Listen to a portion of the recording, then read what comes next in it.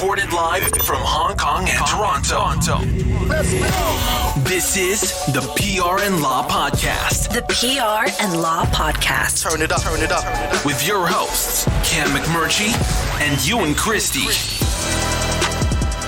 Welcome to episode number 46 of the PR and Law Podcast. I'm your host, Cam McMurtry, along with Ewan Christie. Hello, Cameron. Ewan's an employment lawyer and partner at Duntroon LLP in Toronto, Canada, and his firm is online at duntroon.law.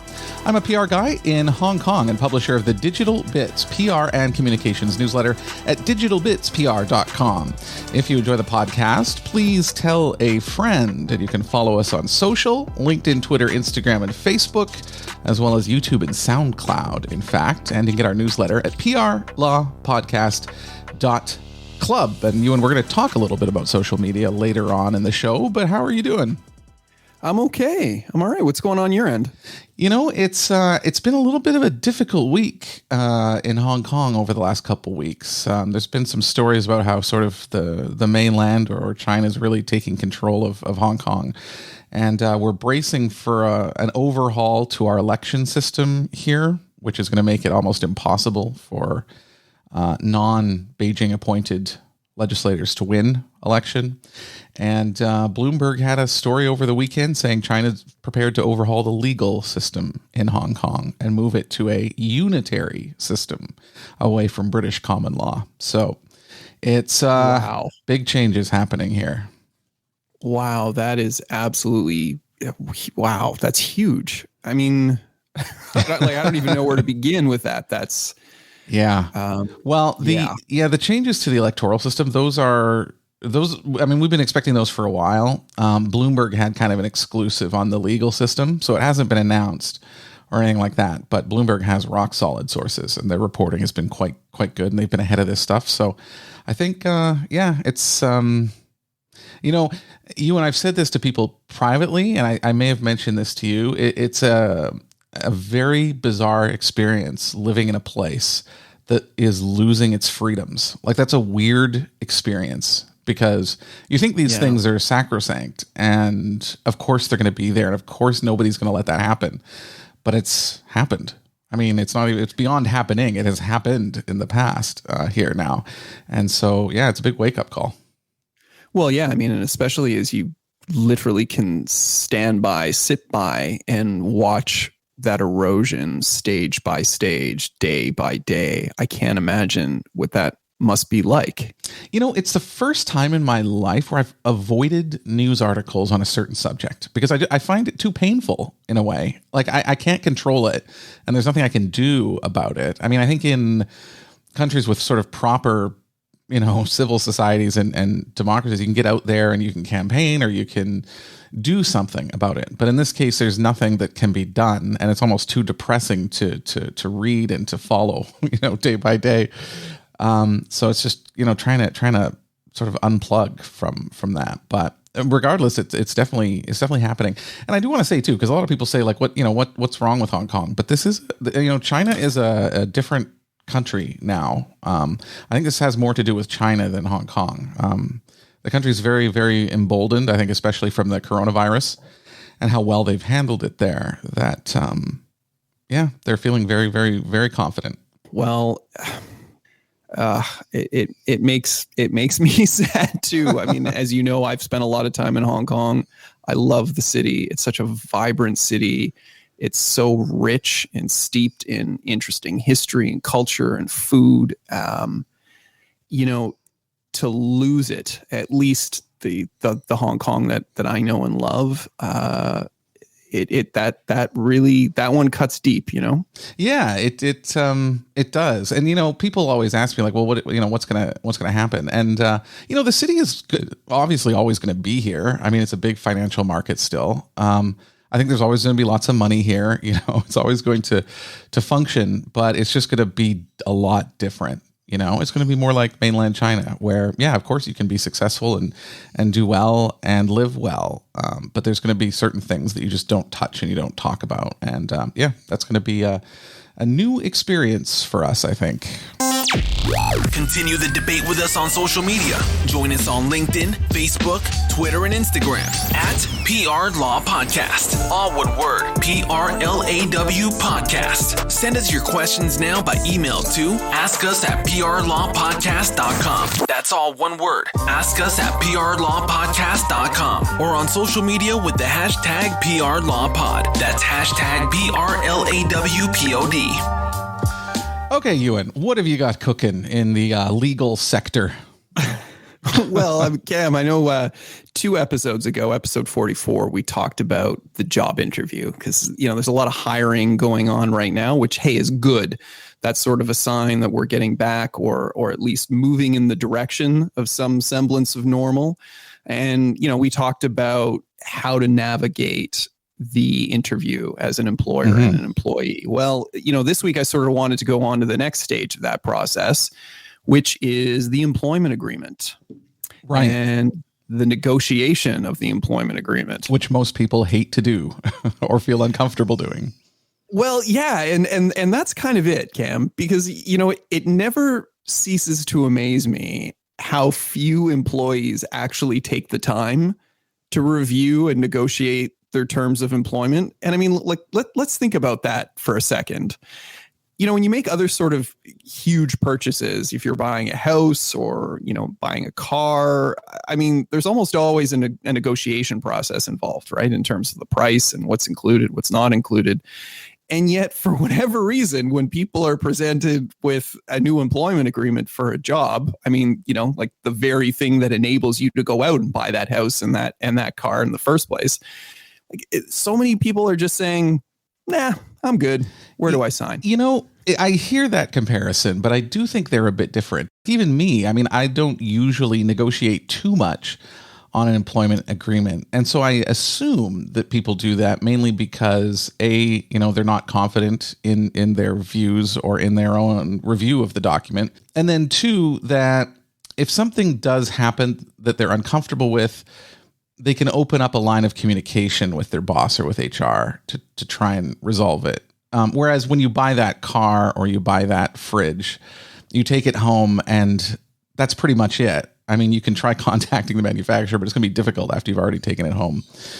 And you're going into the office day after day after day, and you can talk to people about any problems that you're having. I know that's not sufficient. I fully get your point, but I'm just trying to think about why people might think of it that way. Yeah, fair enough. And I mean, and also to your point, your ability to sort of negotiate the terms of your employment agreement, it's going to fluctuate greatly depending on the type of position and the role, right? I mean, obviously, if you're in a more senior role and it's higher paying and there are fewer and far sort of positions that are comparable, and your likelihood of having some leverage to negotiate is going to increase. And obviously, if it's a lower level position that's more readily available, then your ability to negotiate is going to decrease. But it doesn't change the fact, regardless of what the position is, you should know what you're signing. Yes. You should know what you're getting into. And really the big thing here, Cam, is it's not so much for when you're signing the agreement, it's for when the agreement is severed in some way. Either, your employer is terminating you or laying you off or exercising or executing any of the provisions under the employment agreement that they're entitled to exercise. And all of a sudden you're left scratching your head saying, well, wait a minute, they can do that? How can they do that? How did this happen? Right. It's like, well, it happened because you signed an agreement that said that it could happen. And that's tough news to hear for a lot of people.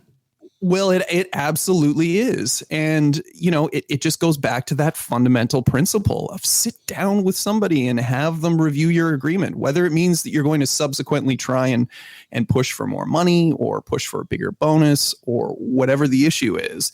At least you have a fundamental knowledge of what it is that you're signing and things that you can look out for if and when sort of the relationship goes south. Mm-hmm. Okay, so what can they look out for? I guess the other thing too, Ewan, is having somebody review it costs money, right?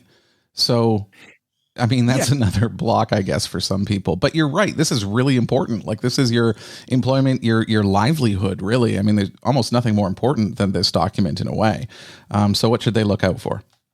Well, yeah. I mean, you're going to go to work every day. Absolutely. If you think about the amount of hours in a given week you're going to spend doing this thing, it almost seems fundamental that you would have somebody look at it. For sure. Okay. So things to look at.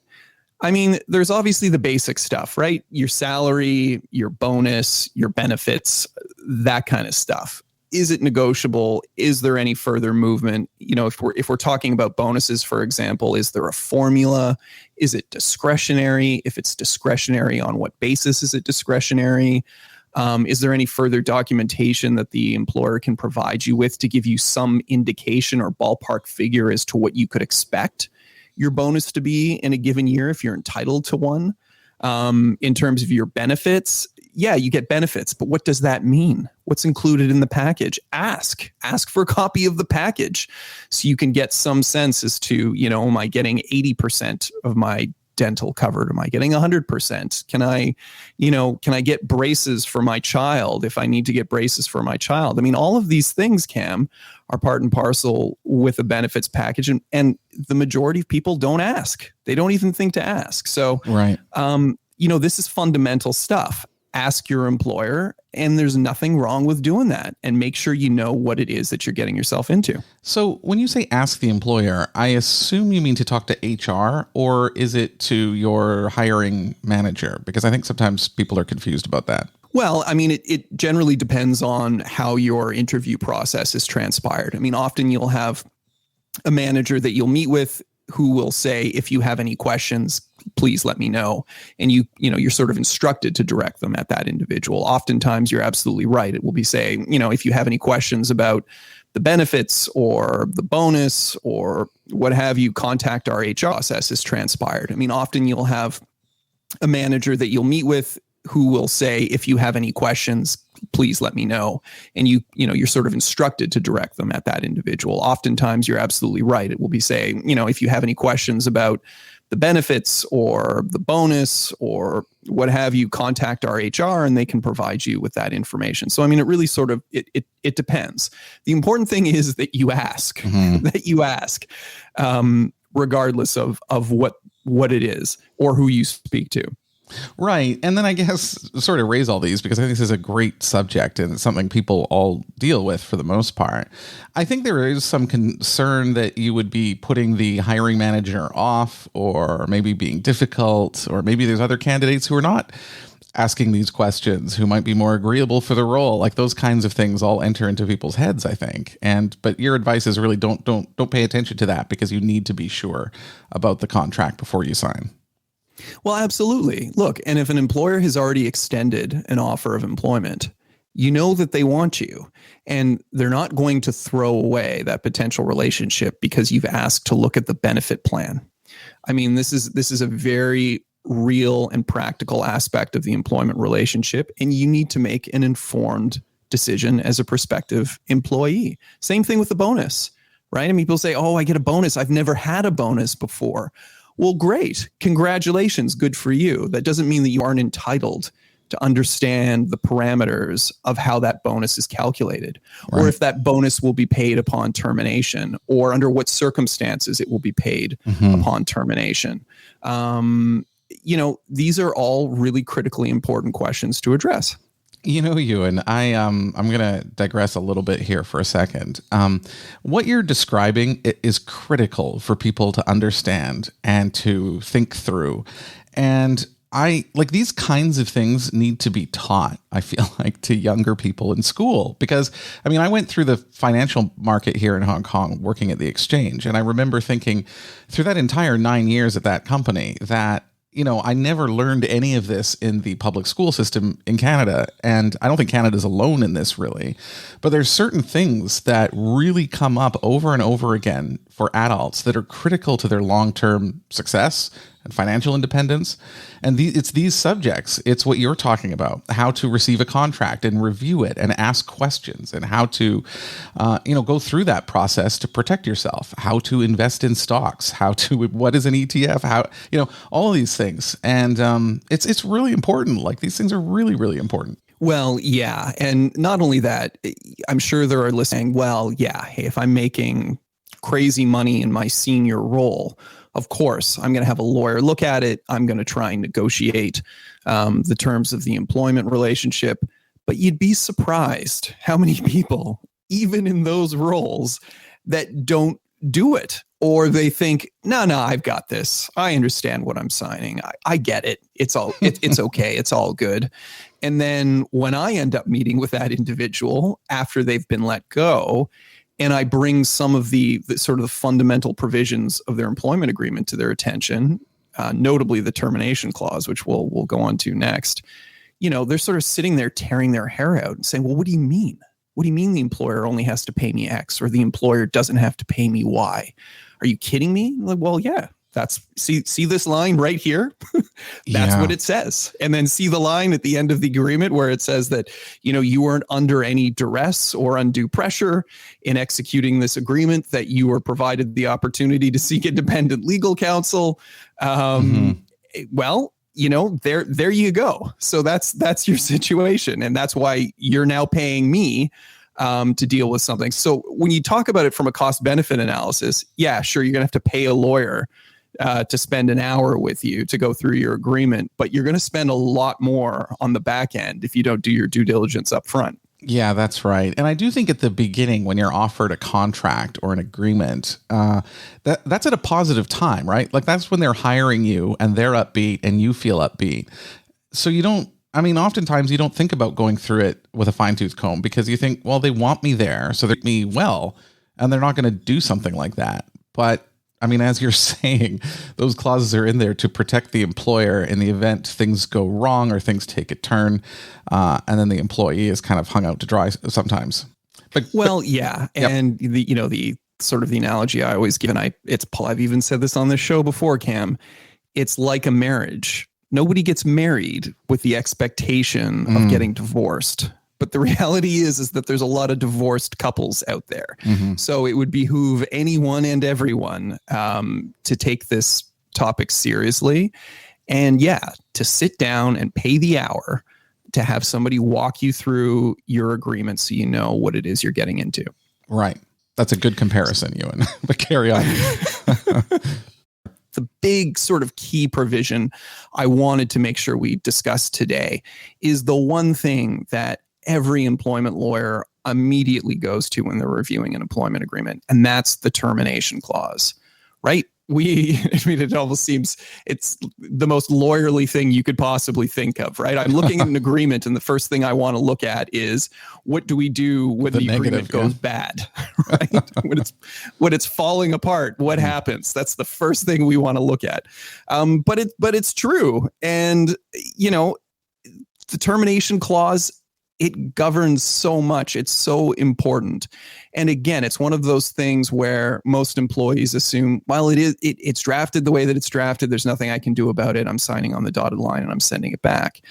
Well, no, not necessarily. And often there is a lot of room to negotiate in terms of the termination clause. Now, why is this important? Well, it's important because your termination clause ultimately sets out what your entitlements are if the employer severs that employment relationship. And more often than not, employers being clever and generally speaking, having lawyers review their agreements and draft them. Now, not all the time. And if you're lucky enough to have one of those employers as an employee, then you might end up okay on the back end, but you can't rely on that. But if the employer has done their due diligence and has had legal counsel structure a good termination clause, you're most likely coming out with the bare minimum entitlements that the law will permit. That's right. It. And sometimes that can be very, very, very little, if anything at all. So, one of the things that you want to look at with a lawyer, if they're going over your employment agreement, is can we negotiate this? And let me give you a specific example. Let's say, Cam, you've been with a company for 10 years. You're in a rather senior position, and you leave that very secure employment to go elsewhere. It looks like a great opportunity. You take this new job, and then, less than a year into the relationship, you're let go. Well, you would want some security under those circumstances to make sure that if in fact the relationship is terminated, you've got a fail-safe of some kind. So maybe you want to try and craft some language that says, in the event of the termination of my employment, I will be entitled to a minimum of 3 months pay or 2 months pay or 1 month's pay, something like that, plus an additional, or 2 weeks per completed year of service. Some very, very specific and targeted language to ensure that if things do sour early on in the relationship, you know that you're walking out with no less than 3 months pay in your back pocket to sort of float you until you can find another job. Mm-hmm. And I know this is a difficult question because it pertains to jurisdiction. There's a lot of confusion about this. Like, a lot of people say, well, I'm entitled to 1 per year, 1 week per year. And I recognize that this is different at every company and it depends on what you've signed. So it can vary. But is there a baseline, like even in Canada or Ontario, or sort of a level where you start from when you're doing these negotiations at the beginning of this process, when you're signing that employment agreement? Yeah, I mean, again, that is a very difficult question to answer because it is going to depend entirely on your specific jurisdiction. Yes, in Ontario, absolutely. You've got your statutory termination entitlements. You have your severance entitlements if you spend at least 5 years with a company and they have a particular payroll threshold or meet a particular payroll threshold.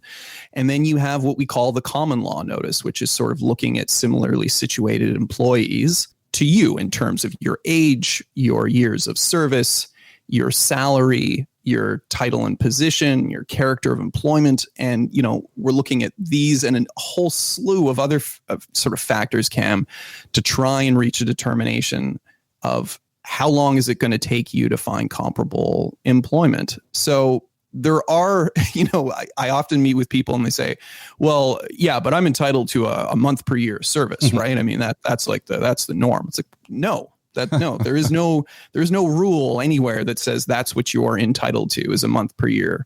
That's not how it goes. And rarely is that the case in most jurisdictions. Can you say, well, yeah, I'm just entitled to this? I mean, generally it's either spelled out in the contract or it's spelled out in your relevant employment standards legislation, wherever you happen to live.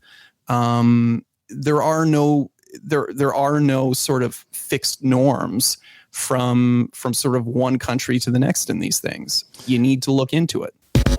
Show your support to the PR and Law Podcast by making a one-time donation or setting up a subscription with us on Patreon. Every little bit helps us keep the lights on and bring the show to you each week. If you'd like to chip in, please visit PRLawPodcast.com. That's PRLawPodcast.com. Click support the show. Thanks for helping us out.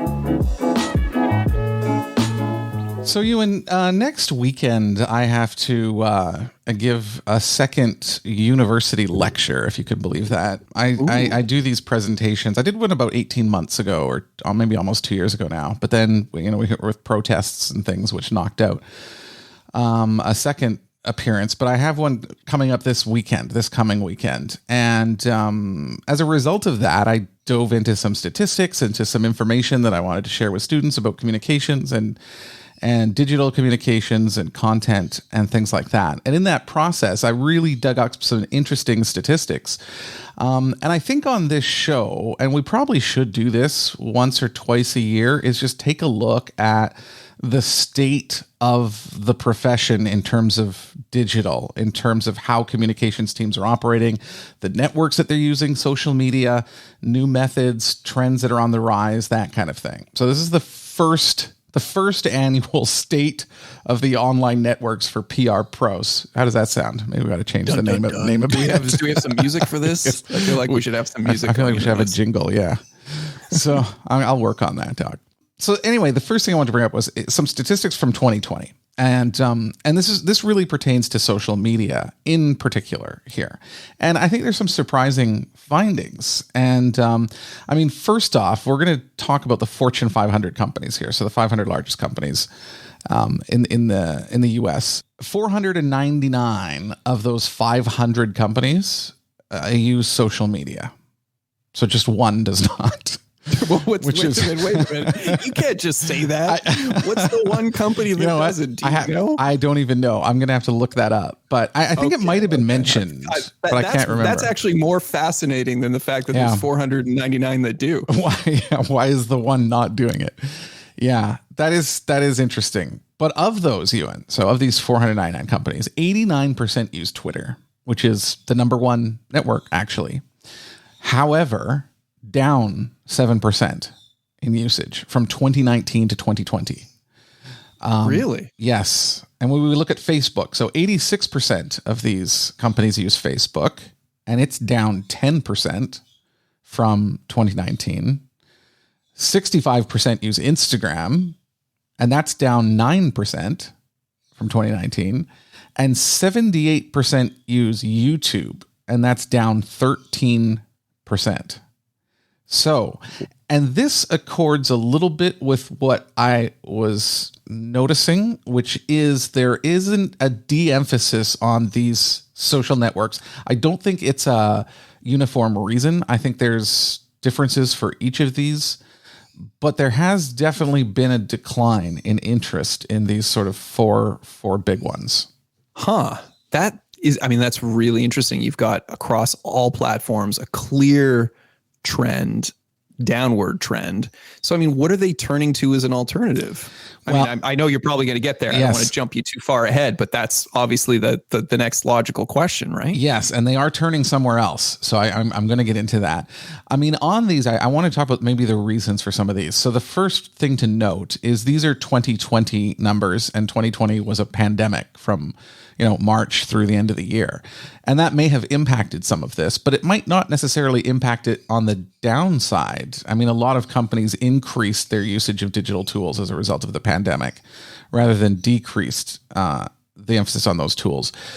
On Twitter, let's start with Facebook, actually. It's had a really tough couple of years, actually. It's not a well-liked company. We've discussed it on this show many times. There's questions about how they moderate content. I do think there's some frustration with Facebook, not for those reasons, but because Facebook has basically made it necessary to pay if you want to access your fans on your Facebook page. That there's almost zero organic reach now, and so that's a factor. It's harder and harder to get something big on Facebook and to get your fans to see it. The surprising one to me, Ewan, on this list was Instagram, because Instagram is incredibly popular. It's still a red hot social network. But I think in the case of Instagram, I don't know why the 9% decline. That could be pandemic related, because it's a photo sharing site, right? If everyone's at home and you've got no one in the office and no one in the studios or whatever it might be, whatever your business is, there might not be as much to share there. And actually that applies to a lot of businesses. Even when I was at the stock exchange here, we thought, well, everyone's on Instagram, especially in Hong Kong. Let's do that. But then we thought, like, we're a stock exchange. What do are we going to show people sitting in meetings? Or there wasn't much interesting content to share. And when you go on these networks, you want to create content almost daily. So you have to think ahead to that sort of thing. So that's just my own sort of guessing on Instagram. But all four of these are down for sure. So you said, where are they going? And so the first one here does also align with my expectations. 99% of these Fortune 500 companies use LinkedIn. And it makes it the number one social platform for the Fortune 500 for 7 straight years. And It's consistent from 2019. It was 99% in 2019, 99% in 2020. Very popular. Interesting. It's funny you mentioned that. I know this is obviously anecdotal, but I certainly have seen my LinkedIn usage increase greatly. And you know what I think part of it is that I feel as though, I'd post something work related on Twitter and it might get, hey, one person likes it and it's retweeted a couple of times.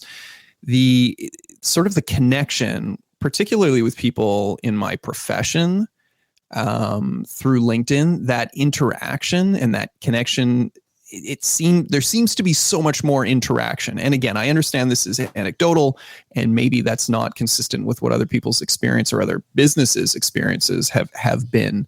But for whatever reason, the target market seems to be reached far easier on LinkedIn than on some of the other social media platforms. Yeah. And I've actually had given this quite a bit of thought, in fact, because when I was at the exchange, we launched our LinkedIn page while I was there. This is many years ago. And now at Tencent, I mean, our LinkedIn page adds 5,000-6,000 new fans per week. I mean, we should hit 1 million fans this year, actually.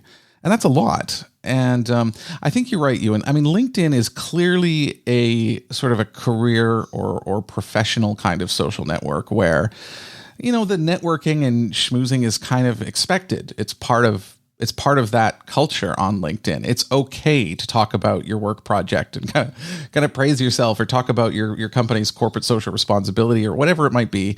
Whereas you wouldn't really mention that on Facebook, probably. I think the other factor is there's less trolling, less news, less QAnon kind of stuff on LinkedIn. I mean, it's geared towards the professional set or the white collar worker. And your experience, Ewan, while anecdotal for you, I think is consistent with a lot of people's experience, including my own on LinkedIn. When you post something, especially if it's related to your company or your industry, you could get a lot of comments or a lot of engagement on that post because it is something that several people share, right? If they're in your industry, they can relate to what you're saying. They understand it. They understand if it's a big deal or not, what you're saying. Those sorts of things. So it does make LinkedIn stand out a lot from the others, in my view. So I'm not surprised that almost everyone uses it. Right. I guess my only real gripe with LinkedIn, and again, this is also very, very personal and anecdotal, Cam, is I wish some people maybe would sit down with someone like you, a PR, a communications person, to sort of craft some more unique language. I feel like there's a particular lexicon within the LinkedIn world. I don't know if you've noticed this, and the big one that drives me absolutely bonkers is someone who's given a presentation or had a paper published, and it always starts the same way. I'm very honored to blah, blah, blah, or so humbled to blah, blah, blah, blah, blah, blah, blah. And clearly this is the language that the LinkedIn world has cultivated as to, well, this is how you frame some sort of self-aggrandizing post. And I'm not suggesting that people shouldn't do that. I mean, hey, great. You should be recognized for your accomplishments, and some of this stuff is a big deal. It's just the particular language that's used to describe it that kind of, I'm at the point now where it drives me bonkers. So much so that I just gloss over it when I see it in my feed. No, I'm the same way, actually. I mean, I really respond badly to just business jargon in general. Like, I never want to hear inflection point ever again. I mean, it is such a crutch for people. And you're right. I mean, it's interesting because the people actually are kind of bragging about some kind of accomplishment and then saying, I'm humbled to brag about this. So it's not very consistent, but I hear you, Ewan. And that stuff does bother me. There's a lot of terms like that float around on LinkedIn. And I can see how if you're not a white collar professional, or, I mean, even if you are, you may be turned off by a lot of this kind of thing because it really is self-promotional. I mean, all the social networks are self-promotional to a degree, right? But this one, I feel like, and Instagram maybe to some degree, are just really nakedly self-promotional. Well, yeah, that's very much the point of the exercise. Exactly. Right? It's like, I am on here to self-promote. Yeah. I'm not here for anything else. And I think that's why it's popular, right? I mean, you might not feel okay saying some of that stuff. I'm humbled to have given a speech at blah, blah, blah on Facebook. Your high school friends might mock you for that. But on LinkedIn, for sure. I mean, that's expected. No one's going to make fun of you. People are going to probably say something positive to you. So it's just a different context altogether. Yeah, except, and look, I don't want to go down too much of a rabbit hole here and hijack what you were planning to talk about. But this to me is also somewhat reminiscent, Cam, of a trend that started to develop on Facebook. And of course, there's been a lot of writing about this, about how it's resulted in people just getting horrifically depressed and, and suffering from crippling anxiety going through their Facebook feed because they're seeing all of these posts of these individuals living this very illusionary sort of existence of, this is, the very best version of myself that I'm putting out into the public eye.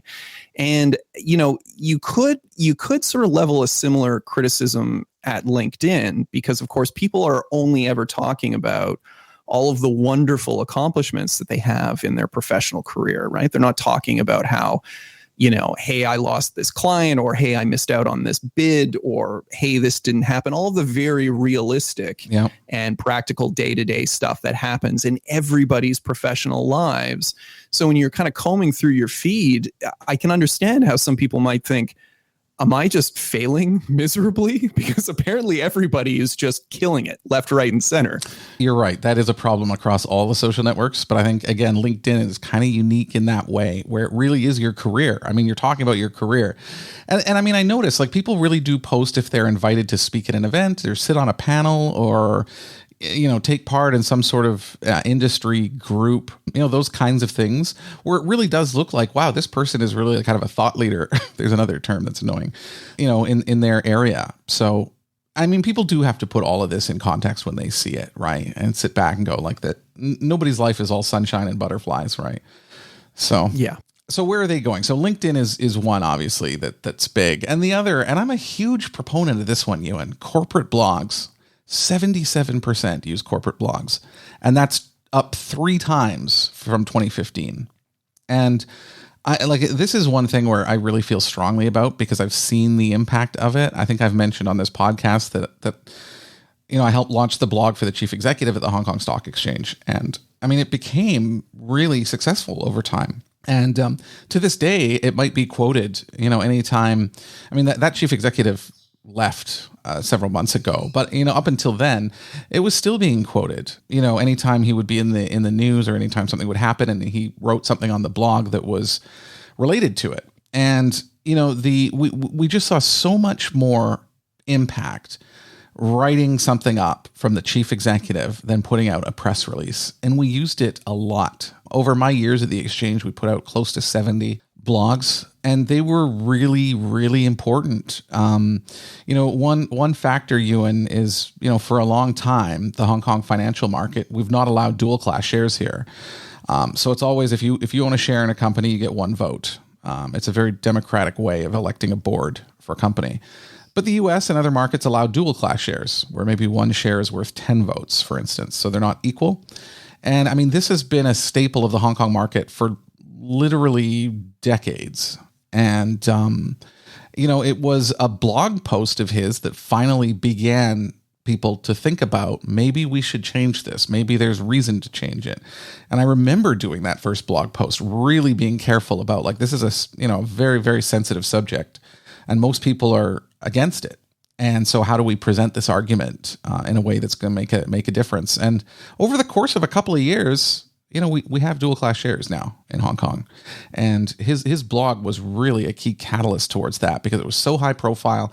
It gave him the space to write out his arguments and to present it the way he wanted to present it, not the way the media might do it or sort of restrictions via a press release. It's an effective way to get the message out. And we are seeing other companies move in this direction. There's even a blurring a little bit between corporate blog and press release.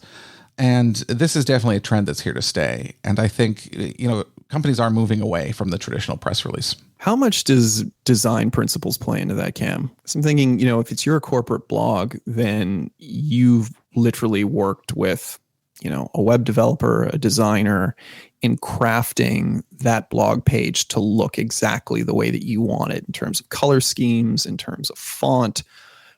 Whereas, if you're sort of posting to a social media platform, say a Facebook or a LinkedIn, what have you, you're effectively subject to work within the parameters of what they've established. You don't have that flexibility. Do you think that, crafting the design aspect yourself almost lends a greater sense of credibility to the message? I do, provided it's designed well. I do think so. But I think the main issue is Facebook is beyond any one company's control, and Facebook can change its algorithm, and it does change its algorithm.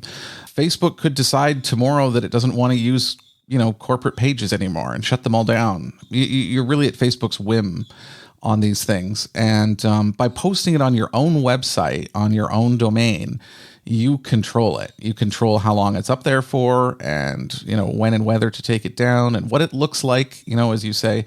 These are all really important things. And then the other part Ewan, which a lot of people don't seem to talk about, is search engine optimization, SEO.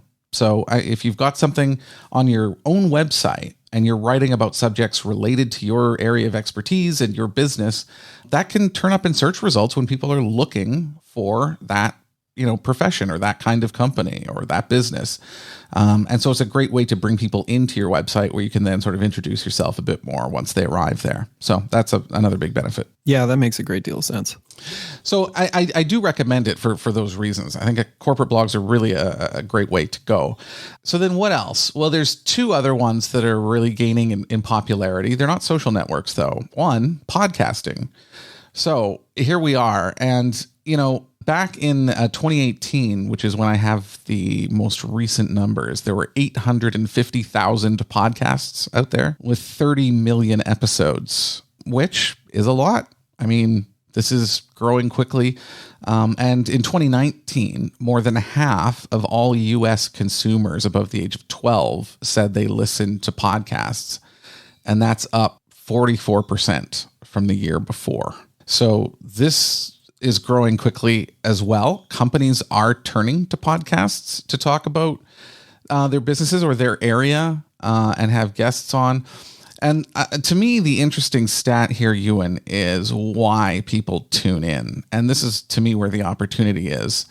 So a survey was done in 2019 about sort of why podcast listeners listen to podcasts. And 75% say to learn new things. And I think that is really, really promising because it's a bit different to how they consume other media like television shows or music. There is a genuine yearning to learn something via a podcast. And that's where companies can come in and help sort of educate people who are looking for that information. That's great. I mean, it sort of feels like the way they talked about the golden age of television. I know The Sopranos was sort of the first show that we heard that phrase used. It sort of ushered in this golden age of television. And it sort of feels as though we're kind of on the precipice of something similar with regard to information via podcasts, right? That it still is sort of this thing that has all of this momentum to it. And you're right. It's every time you read an article about it, it's growing in volume exponentially in terms of number of shows and different subject areas. And I think there's something just so encouraging about that. I don't know what the end game is. I mean, if we get to a place where it's just more noise out there that people are sort of distracted by, but there seems to be something really kind of, I don't know, positive about that. Yeah. Yeah, I agree totally. I mean, I'm an old radio guy, so I mean, I've always been this way. I love listening to podcasts, and it is often for these reasons. Like I do, aside from, certain shows from big broadcasters or big podcast networks, I do listen to some smaller ones on, things like productivity or those kinds of things. So there is definitely a lot of room to learn via podcasts. The second one, Ewan, just to wrap this up, and I'm really, really big into this right now, actually, which is live streaming.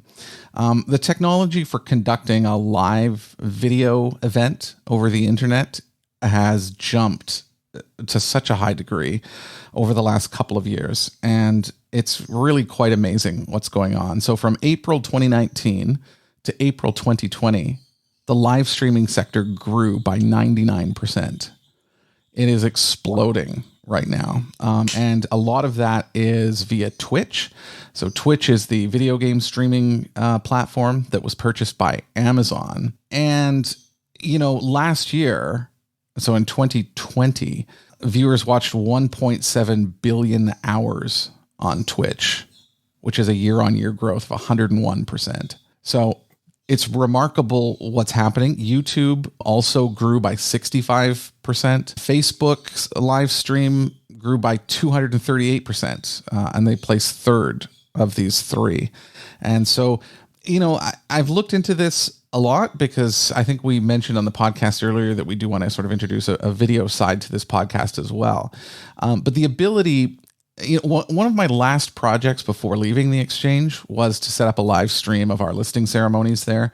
Because, traditionally, if there was a big listing, we would call a local, vendor to come out and set up lights and, microphones and cameras. And it costs a lot of money to do that. And it wasn't live. And it was just a videotape that we'd edit and publish later.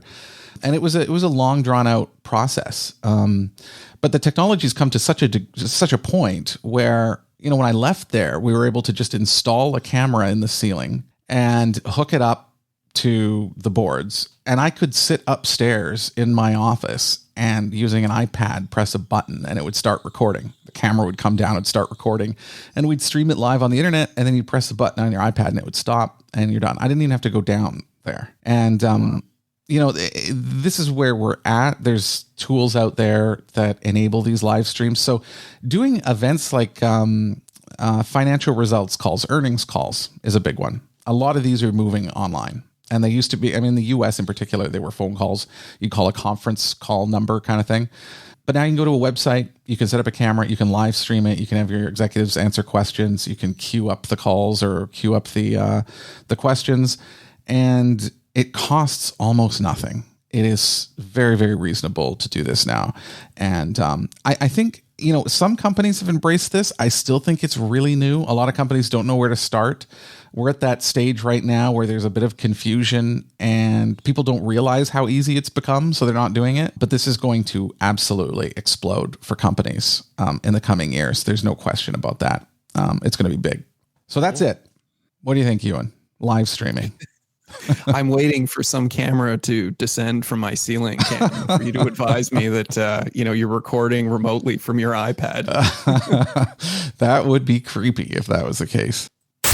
Wait a minute. Check this out. Whoa, hey, check this out. No, wait. Oh, check it out. I want you to check this out. On the PR and Law Podcast. What have you got, Ewan? So I read a great article, Kim, in Harper's. It was the cover story of the March edition by Martin Scorsese, writing about Federico Fellini and the lost magic of cinema.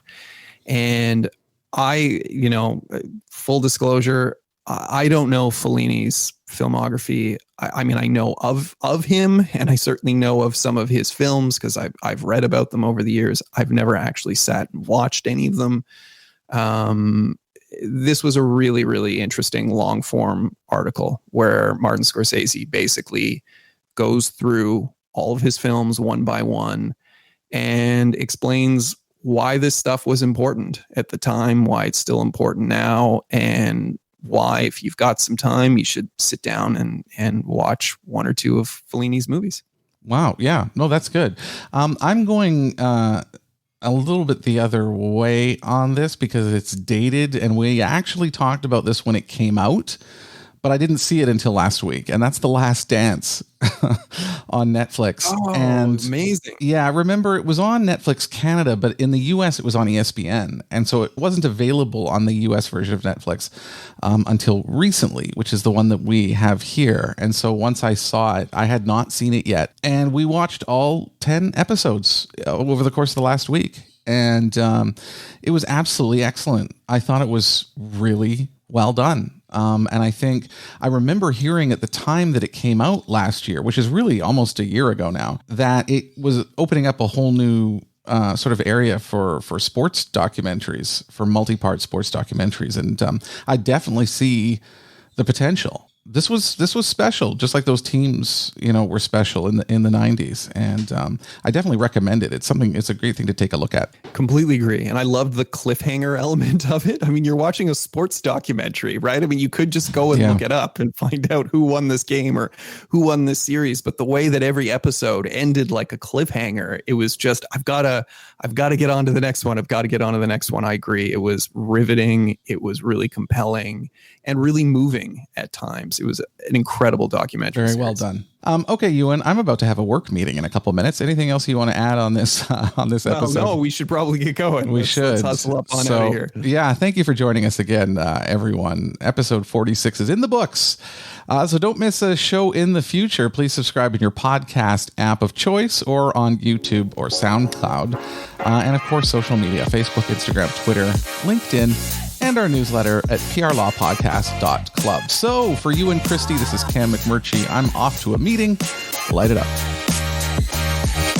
This has been the PR and Law Podcast with Cam McMurtry and Ewan Christie. If you enjoyed the show, please share it with a friend or leave a review. You can also join us on LinkedIn, Twitter, Instagram, and Facebook by following our account at PR Law Podcast. That's all one word, PRLAW Podcast. Thanks for your support.